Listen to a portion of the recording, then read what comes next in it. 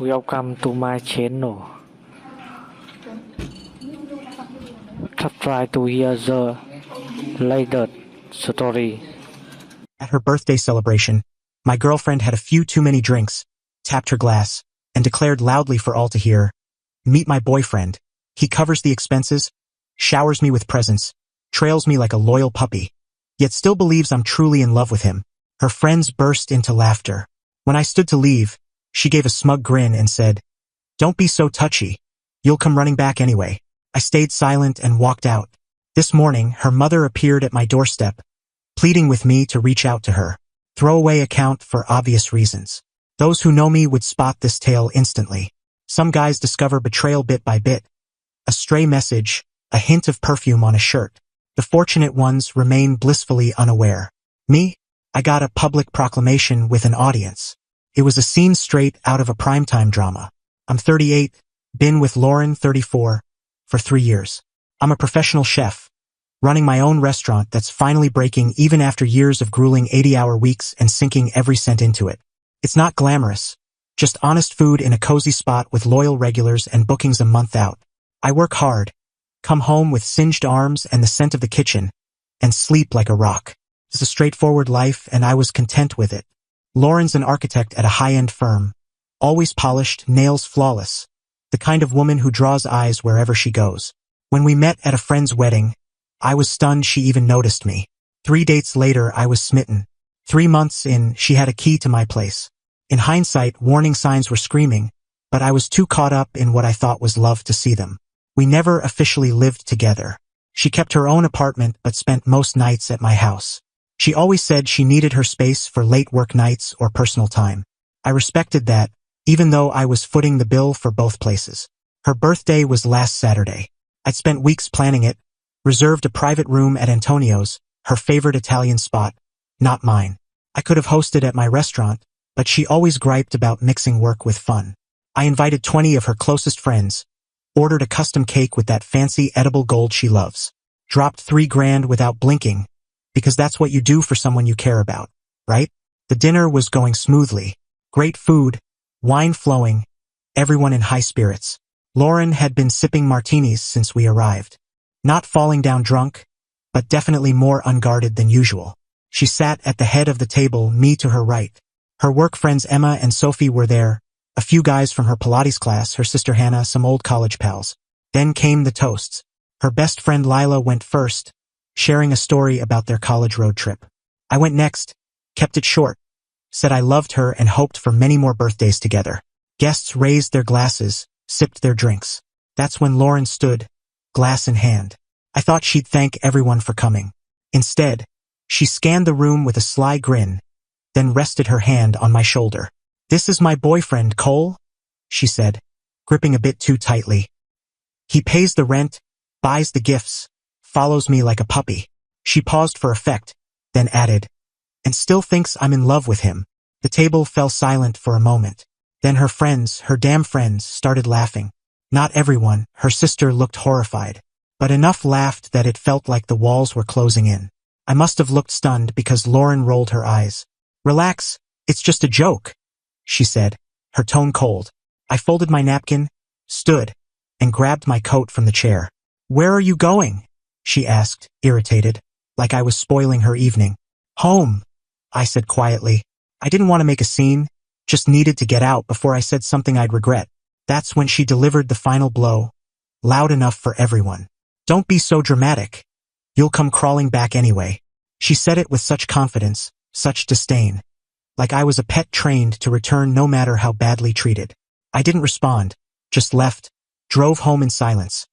No music, no calls, just the hum of the road and my thoughts spiraling. What had just happened? And why wasn't I more shocked? At home. My house, modest but mine, with a nice yard and the patio I built last summer. I poured a glass of whiskey and sat outside. 3 years of memories suddenly looked different. The constant jabs about my calloused hands, the kitchen smell on my clothes, how I wouldn't fit in with her high-class friends, her eye rolls when I talked about my restaurant, her quips about finding someone more refined, the unexplained late nights at work. I'm not stupid. I knew she loved the lifestyle my success funded more than she loved me. But I thought that could grow into something real over time. What a fool I was. My phone lit up for hours.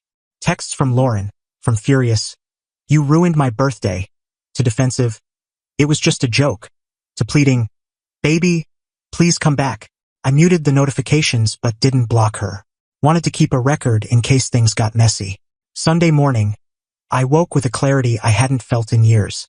I gathered all of Lauren's things from my house. Clothes, cosmetics, jewelry, the treadmill she bought and barely used, and packed them neatly into boxes. Took me a few hours. I placed her key on top of a box and loaded everything into my truck. I drove to her apartment. She'd given me a key early on, and I'd used it to drop off stuff or wait for her when she was late. I let myself in and stacked the boxes in her living room. Then I wrote a brief note. "This is me not crawling back. Your rent's covered until the end of the month. After that, you're on your own." Left my key with the note and walked away. By Sunday afternoon, my phone was buzzing again. Lauren must have seen the boxes. She sent a photo of them in her living room with the caption, "Seriously? This is how you're handling this?" Her texts turned desperate. Calls every few minutes. I didn't pick up. Instead, I called my attorney, explained the situation, and asked him to draft a document ending any financial ties to her. I contacted my bank, removed her from my credit card, and changed the passwords on my streaming accounts. Sunday night was tough. I've built my life on being dependable, the guy who shows up, who follows through. Walking away from a 3-year relationship, even a flawed one, felt like defeat.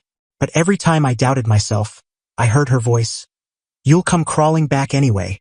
Like hell I would. Monday, I threw myself into work, chopping, planning menus, organizing staff schedules. I told my sous chef, Jake, what happened. He nodded and said, "She was never good enough for you, boss. No drama, no sympathy session, just understanding and moving on." That's why I love kitchen people. There's a raw honesty there I've always valued. Monday night, Lauren ramped things up. She posted on social media about how someone was having a midlife meltdown and throwing away the best thing in his life. Her friends chimed in, calling me toxic and childish. I blocked them all but kept her number unblocked, documenting everything without replying. Tuesday was more of the same, except she started using mutual friends as messengers. "Lauren's really torn up, man," my friend Nate texted. "Maybe talk to her?" I told him what went down. He didn't text back. Wednesday morning, something unexpected happened. I was getting ready for work when someone knocked. It was Lauren's mom, Diane, standing there, eyes puffy from crying. Diane's always been warm to me, treated me like family. She's the one who said my cocoa vin was the best she'd ever had. Seeing her so upset nearly shook my resolve. "Cole," she said, voice breaking, "please call Lauren. She hasn't eaten in days. She's falling apart." I invited Diane in, made her coffee, and calmly explained what happened at the birthday dinner. Her face crumpled as I spoke. "She told me you left for no reason," she whispered, staring at her mug. "That you'd been acting distant and then just walked out." I wasn't surprised Lauren had twisted the story. She never owned up to anything. "Diane," I said, "I cared about your daughter. Maybe still do if I'm honest. But I can't be with someone who disrespects me like that, who humiliates me in front of her friends and expects me to come running back." Diane nodded slowly. "I understand," she said. "I raised her better than this. I'm so sorry, Cole." She left after a long hug. Watching her drive away, I felt lighter. Even if Lauren never admits what she did, at least someone in her family knows the truth.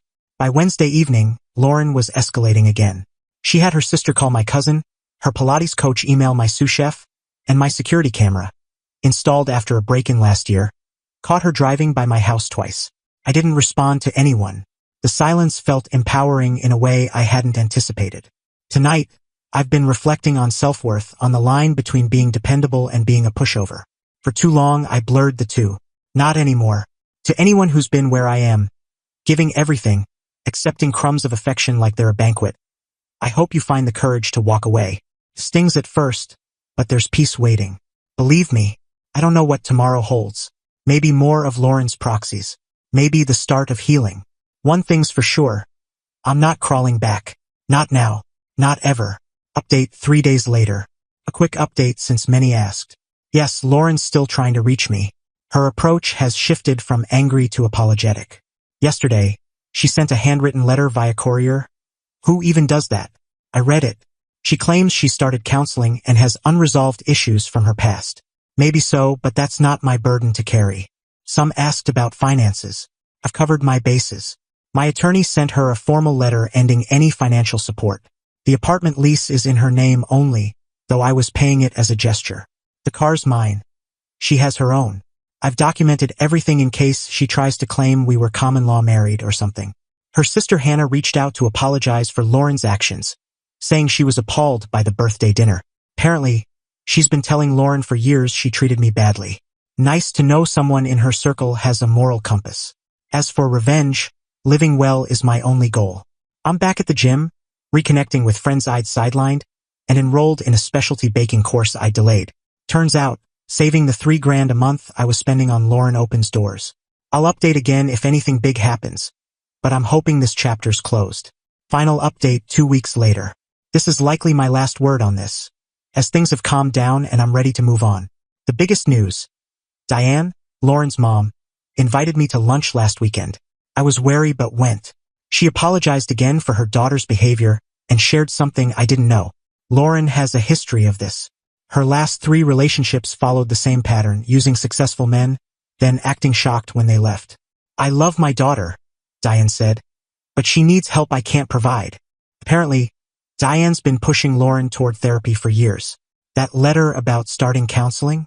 Just another manipulation. Lauren stopped contacting me after her mom stepped in. She's now telling people I was emotionally distant, and she ended things for her well-being. Typical revisionist history, but I'm past caring. To the person who said I should have called her out at the dinner, maybe you're right. But dignity, to me, is refusing to engage in drama. I walked away because it felt right. I've been on 2 dates with a woman from my baking class, going slow, but it's nice to talk to someone who asks about my day and actually listens. After years of one-sided talks with Lauren, it's a breath of fresh air. The best part? I sleep soundly now. No more tiptoeing around. No more checking my bank account with anxiety. No more pretending to be someone I'm not to please someone who was never satisfied. Some called me a hero for how I handled this. I'm just a guy who decided his self-respect wasn't up for negotiation. If that makes me a king, I'll wear the crown. Thanks for the support. It meant more than you know.